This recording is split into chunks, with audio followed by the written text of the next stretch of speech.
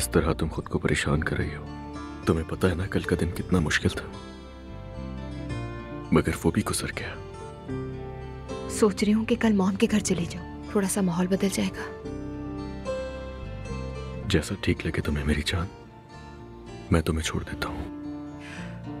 लेकिन क्या मैं अकेली चली जाऊं? हाँ बिल्कुल, ये कहो तो ड्राइवर तुम्हें छोड़ देगा। ठीक है। दोहा, अगर कुछ ऐसा हो जिससे टेंशन हो या तुम्हें परेशानी हो जाए तो बहस करके अपना खून मत जलाना, ठीक है? समझ गई ना? वादा करो। ठीक है, जैसा तुम कहो।